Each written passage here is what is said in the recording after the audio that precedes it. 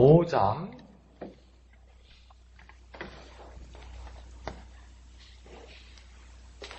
열왕기하 5장 15절에서 27절까지 열왕기하 5장 15절에서 27절 생명의 삶 6월 12일분 다같이 한음성으로 읽겠습니다. 시작. 나아만이 모든 군대와 함께 하나님의 사람에게로 돌아와서 그의 앞에 서서 이르되 내가 이제 이스라엘 외에는 온 천하에 신이 없는 줄을 아나이다. 청하건대 당신의 종에게서 예물을 받으소서 하니 이르되 내가 섬기는 여호와께서 살아계심을 두고 맹세하노니 내가 그 앞에서 받지 아니하리라 하였더라. 나아만이 받으라고 강권하되 그가 거절하니라. 나아만이 이르되 그러면 청하건대 노새 2마리의 실을 흙을 당신의 종에게 주소서. 이제부터는 종이 번제물과 다른 희생제사를 여호와 외에 다른 신에게는 드리지 아니하고 다만 여호와께 드리겠나이다. 오직 한 가지 일이 있사오니 여호와께서 당신의 종을 용서하시기를 원하나이다. 곧 내 주인께서 림몬의 신당에 들어가 거기서 경배하며 그가 내 손을 의지하심에 내가 림몬의 신당에서 몸을 굽히오니 내가 림몬의 신당에서 몸을 굽힐 때에 여호와께서 이 일에 대하여 당신의 종을 용서하시기를 원하나이다 하니 엘리사가 이르되 너는 평안히 가라 하니라. 그가 엘리사를 떠나 조금 가니라. 하나님의 사람 엘리사의 사환 게하시가 스스로 이르되 내 주인이 이 아람 사람 나아만에게 면하여 주고 그가 가지고 온 것을 그의 손에서 받지 아니하였도다. 여호와께서 살아계심을 두고 맹세하노니 내가 그를 쫓아가서 무엇이든지 그에게서 받으리라 하고 나아만의 뒤를 쫓아가니 나아만이 자기 뒤에 달려옴을 보고 수리에서 내려 맞이하여 이르되 평안이냐 하니 그가 이르되 평안하나이다.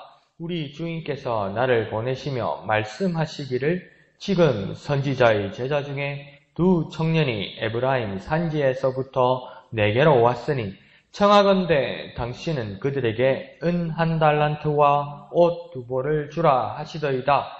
나아만이 이르되 바라건대 2달란트를 받으라 하고 그를 강권하여 은 2달란트를 2전대에 넣어 메고 옷 2벌을 아울러 2 사원에게 지우매 그들이 게하시 앞에서 지고 가니라. 언덕에 이르러서는 게하시가 그 물건을 2 사원의 손에서 받아 집에 감추고 그들을 보내 가게 한 후 들어가 그의 주인 앞에 서니 엘리사가 이르되 게하시야 내가 어디서 오느냐 하니 대답하되 당신의 종이 아무데도 가지 아니하였나이다 하니라. 엘리사가 이르되 한 사람이 수리에서 내려 너를 맞이할 때에 내 마음이 함께 가지 아니하였느냐. 지금 어찌 은을 받으며 옷을 받으며 감람원이나 포도원이나 양이나 소나 남종이나 여종을 받을 때이냐. 그러므로 나아만의 나병이 내게 들어 내 자손에게 미쳐 영원토록 이르리라 하니 게하시가 그 앞에서 물러나오매 나병이 발하여 눈같이 되었더라. 아멘. 네, 오늘 본문은 어제 본문과 계속 연결되어서 나아만 아람 왕 나아만이 엘리사를 통해서 그의 나병이 고침을 받는 장면, 그 후의 이야기들이 15절로부터 시작되는 것입니다. 그래서 15절을 보면 나병을 고침받은 나아만이 다시 엘리사에게 찾아와서 인정하고 고백하는 그 내용들이 나옵니다. 그 말이 어떤 말이냐면 이스라엘 외에는 어디에도 참 신이 없는 것을 깨닫고 인정하고 고백한다고 이야기합니다. 이스라엘 외에는 어디에도 신이 없다. 참 신이 없다. 하나님은 이스라엘에만 있다. 이렇게 나아만이 고백했다는 겁니다. 그러면 우리가 여기서 생각해 볼 것은 이스라엘이라는 지역에만 계시는 하나님을 말할까요? 그런데 지금 나아만의 밖으로 드러나는 말에서는 지금 이스라엘 외에는 하나님이 없다고 이야기하거든요. 그럼 여기에 대해서 우리가 한번 생각해 볼게. 이는 이스라엘의 공동체가 고백하는 여호와 하나님을 믿고 인정하고 고백한다는 겁니다. 다시 말하면 이스라엘 가운데 계신 하나님, 그 말은 이스라엘이라는 공동체가 고백하는 그 하나님이 살아계시다는 걸 인정하는 겁니다. 그러니까 공동체, 고백하는 공동체의 하나님은 살아계시다. 이스라엘이 고백하는 것처럼 이렇게 말하는 겁니다. 그러니까 나아만이 고백하는 것은 믿음의 고백을 더 중요하게 생각하는 겁니다. 오늘날 교회도 어떤 모습입니까? 건물이 아니라 공동체, 그러니까 주님을 고백하는 그리스도인들의 모임, 그 공동체를 교회라고 하는 것 아니에요? 그러니까 어디에 있든지 주님을 고백하는 그 공동체가 교회가 되는 것처럼 오늘 나아만이 그림자처럼 보여주는 것도 뭐냐면 인정하고 고백하는 것. 이스라엘 사람들처럼 그 하나님을 고백하는 그 공동체에 하나님이 살아계시고 그 하나님만 인정받는다는 겁니다. 그러므로 우리의 삶으로 적용해 볼 때 우리의 공동체도 그러하기를 소원합니다. 하나님을 향한 우리의 믿음, 하나님을 향한 우리의 인정, 그 고백, 그것이 있는 공동체가 되어야 되는 것입니다. 의리로 모이기도 힘들고요. 왜요? 사람은 변하니까요. 어떤 이익관계로 모이기도요. 그건 이익관계가 사라지면 그거는 흩어지게 돼 있고요. 그러면 결코 변하지 않는 하나님, 그 하나님을 중심으로 모이는 공동체만이 참 공동체가 될 수 있는 것입니다. 우리의 목양의 공동체도 그러하기를 소원합니다. 자, 16절에 엘리사는 나아만의 예물을 이제 거절합니다. 그런데 이걸 가만히 생각해 보세요. 이건 당연히 엘리사가 받을 만한 일을 했다고 볼 수 있습니다. 그런데 나아만이 이 예물을 엘리사에게 드렸을 때 엘리사가 이 예물을 거부하면 주는 사람 입장에서 얼마나 이게 난감할까요? 상당히 무안할 수 있거든요. 이게 뭐 뇌물도 아닌데, 뭐 어떻게 사람을 구슬리려고 하는 것도 아닌데, 상당히 참 곤란했을 것입니다. 그럼에도 엘리사가 이런 무리수를 들은 이유는 무엇일까요? 그러면요, 엘리사가 이런 무리수를 들은 이유는 뭘까요? 나만이 이방인이라서요? 나만은 선한 사람이 아니라서요? 나만이 처음에 엘리사의 마음을 상하게 해서요? 그리고 아람은 옛날부터 적국이라서요? 이 예물을 받지 않은 걸까요? 엘리사가 예물을 받지 않은 이유가 있을 것입니다. 한번 생각을 해볼까요? 엘리사가 이렇게까지 무리수를 두는 것은 일하시고 고치신 하나님을 부각시키고 그 하나님만을 높이고 그 하나님께 영광 돌리기 위해서입니다. 자기가 그 대가를 받지 않더라도 그 대가를 받지 않으면 나만도 그렇게 생각하지 않겠습니까? 엘리사 당신 때문에 나왔습니다 하면서 당신 고맙습니다 하면서 이 예물을 드리는데 엘리사가 이 예물을 받지 않아요. 그런데 분명히 나만은 병이 깨끗하게 나았어요. 그러면 나만은 고민하지 않겠습니까? 주위 구경하는 사람들도 고민하지 않겠습니까? 엘리사가 예물을 안 받아? 그러면 엘리사가 고쳤는데 엘리사가 고친 게 아니야? 그럼 누가 고친 거야? 누가 나만을 깨끗하게 한 거야? 그때 누가 드러나게 되는 겁니까? 하나님이 드러나게 되는 것이죠. 그것을 엘리사는 노렸던 것 같습니다. 자, 그러면 15절에 나아만의 고백도, 지금 16절에 엘리사의 예물의 거절도 똑같이 드러나는 게 있습니다. 다른 모습 같지만 15절에 나아만의 고백도 16절에 엘리사의 예물의 거절에도 그들은 똑같이 하나님을 인정하고 고백하고 높여드리는 효과가 나타나는 겁니다. 똑같이 나아만의 말에도 엘리사의 거절에도 똑같이 하나님만이 높이 드러나는 겁니다. 그러니까 온전히 그 목표가 되어버린 거죠. 바울도 그렇게 말하지 않습니까? 내 몸에서 오직 그리스도가 존귀하게 나타나게 하려 함이라. 이 고백이 어디서 일어났냐면 지금 바울이 감옥 안에서 일어난 겁니다. 바울은 감옥 속에 있는데 밖에 교회 상황이 막 이렇게도 되고 저렇게도 되고 막 이렇게 되는 거예요. 그래도 이 모든 이렇게 저렇게 되는 상황에서 바울이 고백하고 바울이 소망하는 건 뭐냐면 오직 그리스도의 이름이 존귀 나타나게 하려 함이라. 이렇게 이야기합니다. 그러면 더 엄중하게 말하면 내가 어떤 어려운 상황이나 내가 어떤 손해가 되는 상황이나 내가 어떤 억울한 상황이 올지라도 그 결과치가 그가 가는 길이 어떻게 합니까? 그리스도가 존귀히 나타나게 하는 것이면 바울의 말은 오케이. 감옥에 가는 일이 있더라도 그 속에서 내가 억울한 누명을 쓰더라도 오케이. 이렇게 되는 것이요. 참 쉽지는 않지만 우리 모든 그리스도인들이 가야 할 길일 것입니다. 그래서 우리의 삶의 방향이 그리스도의 덕을 드러내기 위해 사는 삶이 되기를 원합니다. 여러 다양한 모든 일들이 하나님을 높여드리는 일이 되어야 되는 겁니다. 이거요 쉽지 않습니다. 가다 보면 자꾸 내 생각도 나고 내 환경도 생각나고 내가 계획해 둔 것들도 생각나고 그래서 이게 맞춰 들어가야 될 것 같고, 이런 많은 고민들이 생기게 됩니다. 그렇지만 바울의 고백도, 나만이 당하는 일도, 엘리사가 거절하는 모든 모습도 뭡니까? 오직 하나님의 영광입니다. 이게 너무 지치는 사람에게는 그런 의문이 들기도 했죠. 도대체 하나님의 영광이 뭐냐는 겁니다. 아니, 도대체 하나님의 영광이 뭐길래 나의 모든 것도 희생돼야 되고 내가 억울한 일도 당해야 되고 그 도대체 하나님의 영광이 뭐냐는 겁니다. 도대체 하나님의 영광이 뭡니까? 여러분, 도대체 하나님의 영광이 뭡니까? 오늘 집에 가서 고민을 한번 하고 더 기도해 보십시오. 아니, 도대체 그놈의 하나님의 영광, 아니, 복사 그러면 안 되지. 도대체 그 하나님의 영광이 뭐길래? 한번 생각해 보십시오.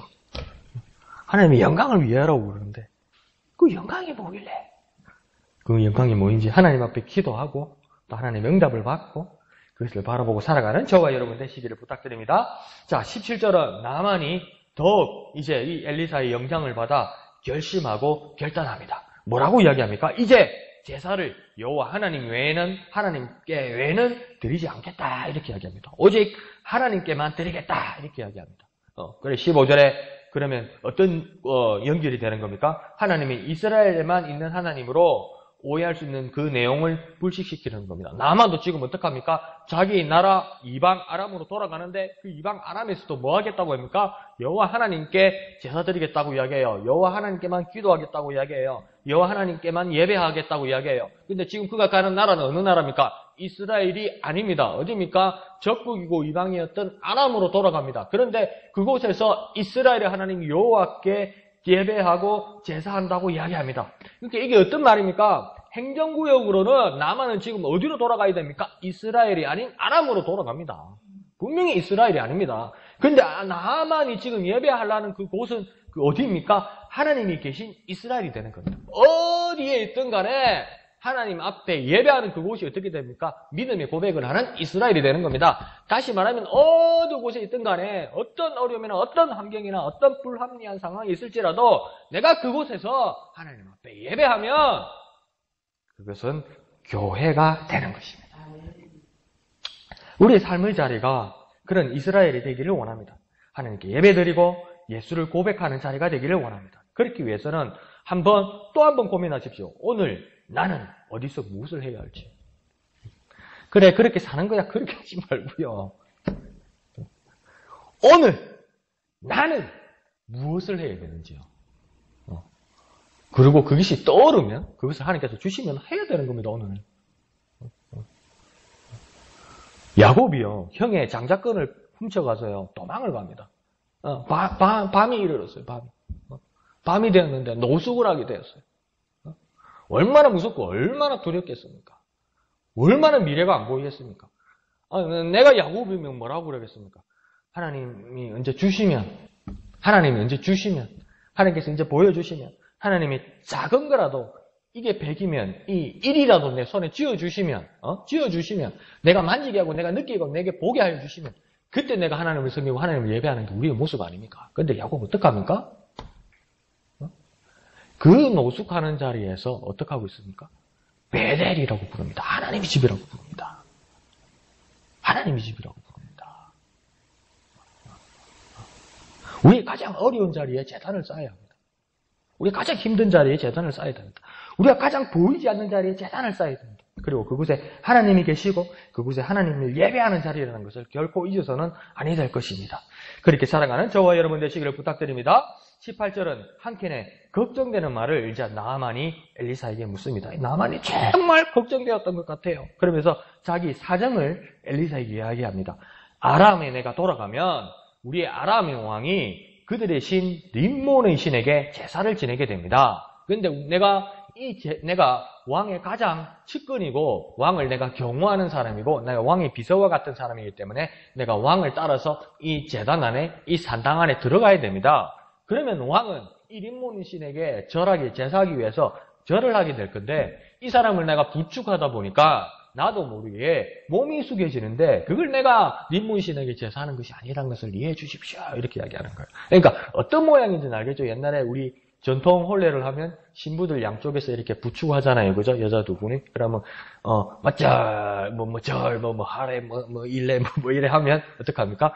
신랑에게 먼저 절하는 건데 어떻게 뭐 같이 부축해 주니까 양쪽의 여자분들도 같이 절을 하게 되는 모습처럼 보이게 되잖아요. 그죠? 근데 잘못 보면 세 사람이 절하는 것 같지만 사실은 지금 몇 사람이 절하는 겁니까? 한 사람이 하는 거죠. 그죠? 그럼 어디 뭐 신부가 한꺼번에 3명입니까? 아니잖아요. 그것처럼.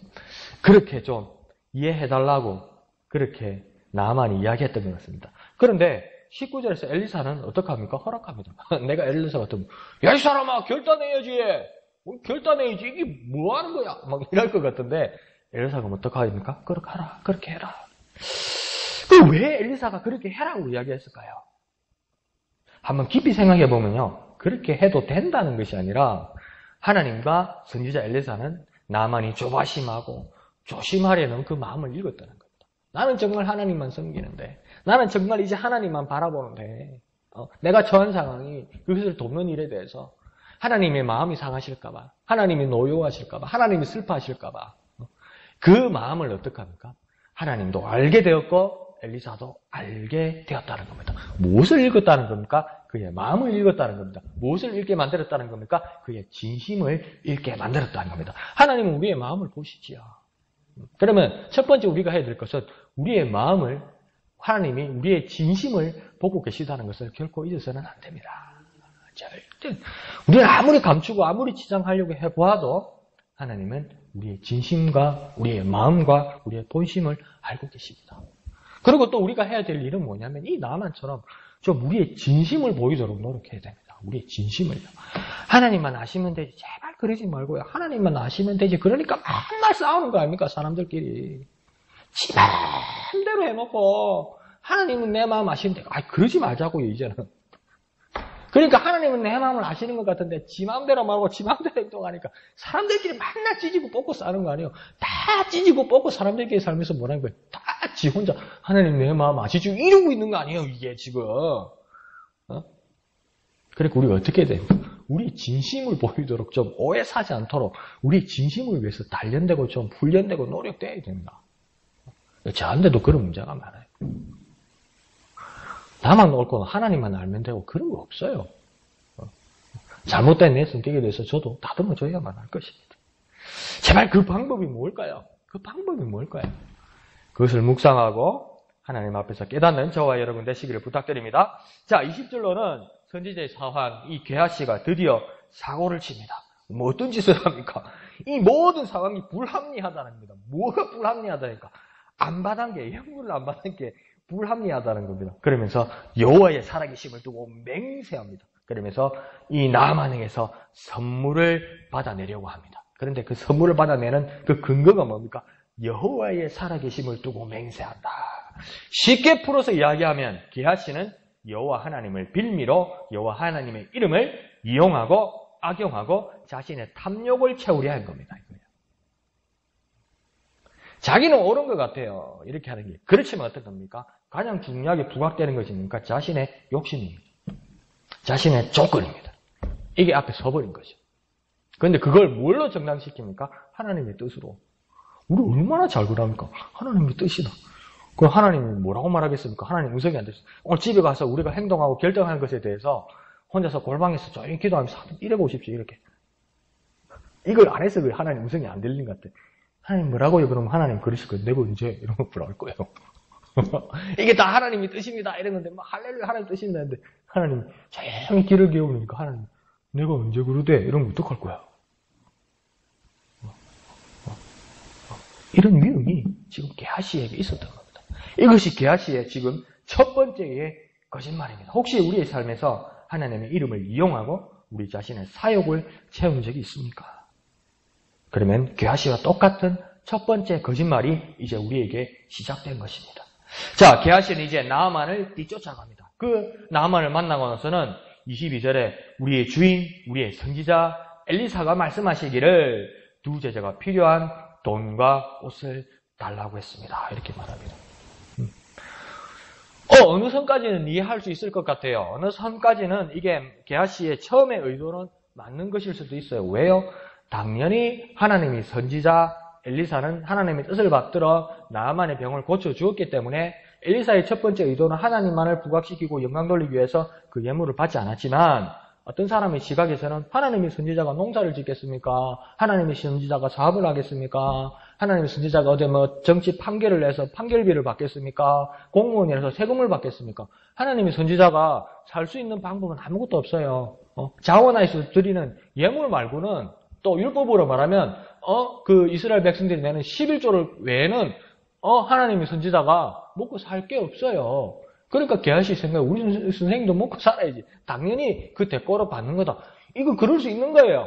그죠? 그럴 수 충분히 있는 거예요. 근데 게하시는 지금 뭘 했냐면 주인의 우리 선지자 엘리사의 두 제자가 에브라임에서 왔는데 그들이 필요한 돈과 옷을 주십시오. 이거 뭡니까? 돈이 필요한 거 맞고 돈이 받아야 되는 거 맞는데 두 사람이 엘리사를 찾아온 게 맞습니까? 아닙니까? 아니에요. 그러니까 아무리 똑같은 결과치를 원해도 똑같은 목적지를 원해도 그 과정의 시작이 거짓말이면 잘못된 거라는 거예요. 이게 지금요. 아무리 결과치가 정당한 결과치를 내가 기대하고 아무리 정당한 결과치를 소망하고 이 결과치가 나타날 때 사람들 보는 눈에 주위에 보는 눈에 이게 정당하고 하나님께 영광이 되는 거라도 내가 시작하고 지나오는 과정이 그게 거짓이 있으면 이거 아니라는 겁니다. 이거요. 아니라는 겁니다. 잘못됐다는 겁니다. 이것이 게하시의 두 번째 거짓말입니다. 자, 두 배의 물건을 받아온 게하시는 25절에서 엘리사에게 이제 찾아갑니다. 엘리사가 묻습니다. 너 어디서 오느냐? 그러니까 게하시의 대답은 아무 데도 가지 않았습니다. 어떤 거짓말입니까? 세 번째 거짓말입니다. 이 세 번째 거짓말은 첫 번째 거짓말과 두 번째 거짓말을 모두 합쳐버린 겁니다. 여호와의 이름을 빌미로 하는 것, 나아만에게 두 제자가 와서 그들이 필요한 생필품을 달라는 것, 이것도 전부 아니라는 것, 그것을 모두 덮기 위해서 세 번째 말, 덮기 위해서 더 커져버린 세 번째 거짓말입니다. 그러니까 어떻게 됩니까? 이거 한 가지만 살짝 넘어가면, 이거 한 가지만 약간 덮어주면, 이거 한 가지만 살짝 이렇게 해주면 일이 잘 진행될 거야. 이렇게 같지만 사실은 뭡니까? 더욱더 한 가지, 두 가지, 세 가지의 가지수가 늘어나고 그 분량도 걷잡을 수 없을 만큼 커져버리는 거짓말이 되는 겁니다. 그러니까요, 이런 게하시의 경우는 아니라도 우리가 살다 보면 하얀 거짓말이라는 걸 하게 되죠. 누가 너무 솔직하게 말해서 이 사람이 상처받을까봐, 이 사람이 불이익을 당할까봐 우리가 하는 말들을 하얀 거짓말이라고 하기도 합니다. 그런데요, 하얀 거짓말이란 정의가 어디에서 나오는 겁니까? 그건 내 기준에서 나오는 거라고요. 내가 잘못 판단해서 내가 하는 말이 하얀 거짓말이라고 하다 보니까 어떡합니까? 나중에는 수습 불가능한 상황으로 몰리기도 합니다. 때로는요. 그런 불가항력적인 순간도 있지만 오늘 성경 전체를 보면 거짓말 그것은 그리 아름다워 보이지 않는다는 겁니다. 자, 26절을 보면 엘리사는 이미 다 알고 있었습니다. 그래서 엘리사가 아주 수사적인 이야기를 하죠. 엘리사가 이르되 한 사람이 수리에서 내려 너를 맞이할 때에 내 마음이 함께 거기 가지 아니하였더냐. 이 말은 뭡니까? 엘리사가 말했는데 한 사람 나아만이 수리에서 내려서 너 게하시를 맞을 때에 이 말입니다. 그때 그게 네가 한 사람 나만 만났더냐 이 말입니다. 그런데 엘리사는 뭐라고 합니까? 내 마음, 내 눈이, 내 마음이, 내 귀가 나만과 같이 있었다는 것을 너는 보지 못했더냐 이라는 겁니다. 이 말이 뭡니까? 나 다 알고 있다는 겁니다. 이거예요. 네가 무슨 거짓말을 했는지 나 다 알고 있다는 겁니다. 그런데 엘리사가 누구입니까? 하나님의 선지자입니다. 그러면 엘리사가 지금 뭔 말을 하는 겁니까? 하나님의 말씀을 대언하는 겁니다. 우리가 이뤄놓은 작품이나 우리가 이뤄놓은 목적들 가운데서 하나님께 영광 돌리는데 하나님이 표정이 안 좋아요. 하나님의 표정이 안 좋아요. 예를 들어서 하는 겁니다. 하나님 왜 그러세요? 그때 하나님이 내가 다 알고 있다 이렇게 하나님 말씀하실 때 제 가슴이 얼마나 철렁할까요? 저는 그런 생각이 들어요. 자, 그러면서 26절 끝에 뭐라고 이야기합니까? 지금 어찌 은을 받으며 옷을 받으며 감남원이나 포도원이나 양이나 소나 남족이나 여종을 받을 때냐? 지금이 그럴 때냐? 이렇게 이야기합니다. 그러면요, 한번 우리가 다시 반문해 봅시다. 그러면 엘리사는 하나님은 게하시가 뭘 하기를 원하셨을까요? 게하시가 무엇을 해야 할 때일까요? 여러분, 게하시가 무엇을 해야 할 때입니까? 게하시가 할 일이 있습니까? 나만은 자기 갈 길을 가고 엘리사는 자기 집 있고 끝난 거 아닙니까? 게하시가 할 일이 뭐 있습니까? 그런데 지금 엘리사는 뭐라니까? 네가 그거 할 때냐? 이렇게 이야기합니다. 엘리사는 기대하는 게 뭡니까? 게하시 네가 뭐 할 게 있는데 이 말입니다. 근데 내가 아무리 게하시의 마음으로 들어가고 내가 이 장면에 게하시가 되어도 내가 할 일이 없어요. 내가 뭘 해요? 그냥 아무것도 안 하면 될 것 같아요. 안 그래요? 나무는 자기 집에 가서 자기 나라로 가서 이제 하나님께 섬기고 엘리사는 이제 자기 집에 있고 게하시가 할 게 뭐 있어요? 근데 자꾸 엘리사는 뭡니까? 네가 그거 할 때냐? 뭐 할 게 있다고 이야기해요. 그래서 제가 찾은 건 한 가지밖에 없어요. 뭡니까? 최소한 진실해야 할 때라는 거 아닐까요? 하나님 앞에 진실해야 할 때가 아닌가요? 저와 여러분은 지금 하나님께 무엇을 할 때입니까? 하나님 앞에 한번 여쭤보십시오. 주님, 나는 도저히 모르겠습니다. 지금 내가 뭘 해야 합니까? 뭘 해야 할 때입니까? 그 하나님의 음성을 듣고 순종하고 움직이는 저와 여러분 되시기를 부탁드립니다. 자, 27절에 이제 저주의 말씀이 쏟아집니다. 나만의 나병이 게하시 너에게로 옮겨간다. 이렇게 엘리사가 이제 저주를 퍼붓습니다. 그러니까 한번 생각해 보면 나만의 나병은 오늘 엘리사의 말대로 하면 없어진 게 아닙니다. 나만의 나병이 치료되었다고 해서 사라진 게 아니었습니다. 나만의 나병이 남아있다가 지금 어떡합니까? 나만의 몸에서 떠나가서 그 나병이 찾아갈 합당한 사람을 찾았는데 그 사람이 누구입니까? 게하시라는 겁니다. 지금요. 제가 지어낸 말이 아니에요. 나만의 나병이 내게서 들어 내 자손 위에 미쳐 영원토록 이르리라. 지금 이렇게 이야기하잖아요. 엘리사가. 그러니까 나만의 나병이 나아서 사라진 것이 아니라 나만의 나병은 분명히 치료되었는데 나만의 나병은 나만의 몸에서 나갔다는 거예요. 이 나간 나병은 지금 있는 겁니까? 없는 겁니까? 나만에게는 없지만 있다는 거예요. 어디엔가 있다는 거예요. 그런데 그 나병이 이제 들어갈 합당한 몸이 생겼다는 거예요. 그 합당한 몸이 누구의 몸입니까? 지금 엘리사가 말한 건 게하시의 몸이라는 거예요. 그러면 게하시는 왜 나병이 들어올 만큼 합당한 조건이 된 겁니까? 왜 멀쩡하던 게하시가 나병을 받아들일 만큼 합당한 조건이 된 겁니까? 저는 두 가지밖에 못 찾았어요. 탐욕과 거짓말입니다. 탐욕과 거짓말입니다. 거짓말하면 문둥병 걸립니까? 이 말이 아니고요. 탐욕과 거짓말이니까 우리를 무디게 하고 우리를 병들게 한다는 겁니다.